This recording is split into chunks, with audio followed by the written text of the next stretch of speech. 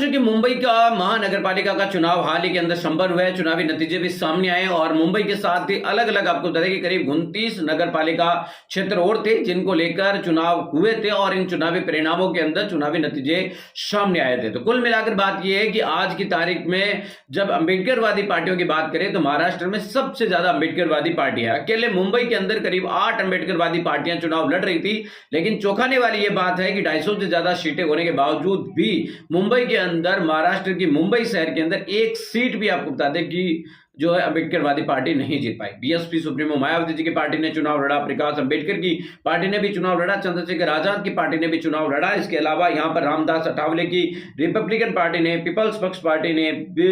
बीआरएसओ आपको बता दें कि यहां पर पार्टी है, उन्होंने भी, पीपुल्स रिपब्लिकन पार्टी, बहुजन रिपब्लिकन सोशलिस्ट पार्टी ने भी, आरपीआई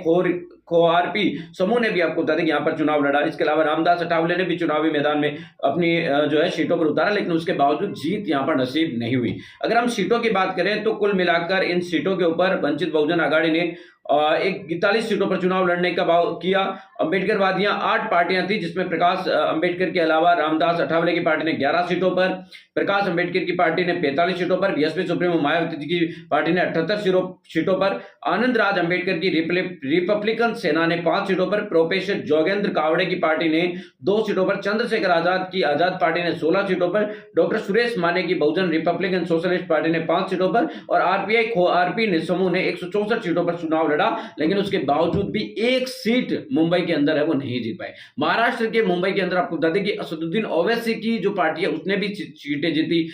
समाजवादी पार्टी का भी खाता खुला, लेकिन मुंबई शहर में बहुजन समाज की एक बड़ी आबादी होने के बावजूद, एससी के लिए रिजर्व सीटें होने के बावजूद भी बहुजन जो अंबेडकरवादी पार्टियां उनमें एक सीट नहीं जीत पाई। ये अपने आप में चिंता का विषय है कि 8 पार्टियां अंबेडकरवादी चुनावी मैदान में थी, उसके बावजूद एक सीट भी है वो नहीं जीत पाई। ज्यादातर सीटें भारतीय जनता पार्टी के खाते में, उसके बाद उद्धव ठाकरे और